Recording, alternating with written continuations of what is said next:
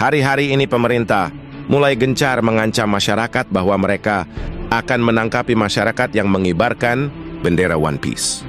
Mereka menyebutnya makarlah, tindak pidana lah, dan lain-lain. Bahkan Polri dan TNI mulai menggeruduk orang-orang yang mengibarkan bendera One Piece di rumah mereka masing-masing. Yang saya herannya adalah mengapa tidak ada satu batang hidung pun di pemerintah ini yang punya otak.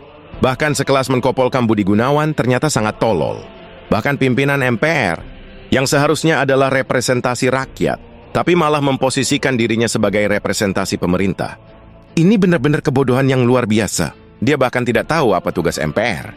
Tugas MPR adalah menyuarakan suara rakyat dan mengoreksi pemerintah, bukan malah membela pemerintah dan menegur rakyat. Begitu juga dengan si Vasco Otak Udang, wakil ketua DPR dari Gerindra. Benar-benar tolol dan otaknya didengkul. Rakyat itu adalah majikan. Sementara MPR, DPR, Presiden, Polri, TNI, semua itu adalah pembantu rakyat, digaji oleh rakyat. Silahkan baca konstitusi kita UUD 1945 pasal 1. Kedaulatan ada di tangan rakyat. Jadi penguasa tertinggi adalah rakyat. Jadi disinilah letak ketololan mereka. Mereka tidak tahu undang-undang sama sekali. Mereka tidak paham bahwa kebebasan berpendapat dan berekspresi adalah bagian inti dari hak asasi manusia. Bahkan UUD 1945 pasal 28 jelas mengatakan, kebebasan berpendapat dan berekspresi dijamin oleh negara.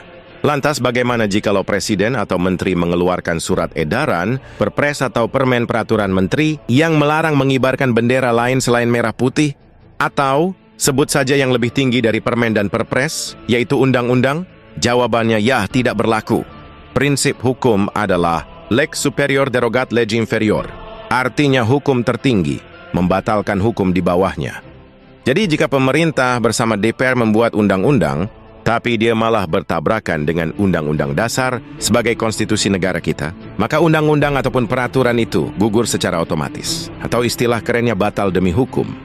Lantas, bagaimana jika polisi dan TNI tetap menggeruduk orang yang mengibarkan bendera One Piece hanya karena mereka punya senjata?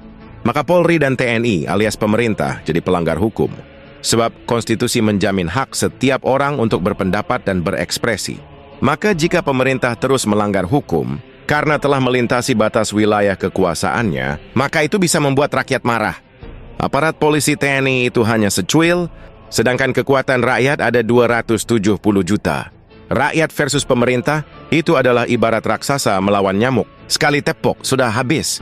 Apakah polisi dan TNI bisa mengancam rakyat dengan senjata? Oh, tidak bisa. Senjata itu ada syarat ketat penggunaannya. Jika aparat melanggar hukum, menggunakan senjata untuk mengancam rakyat, maka rakyat juga berhak mengangkat senjata sebagai bagian bela negara untuk mempertahankan kedaulatannya.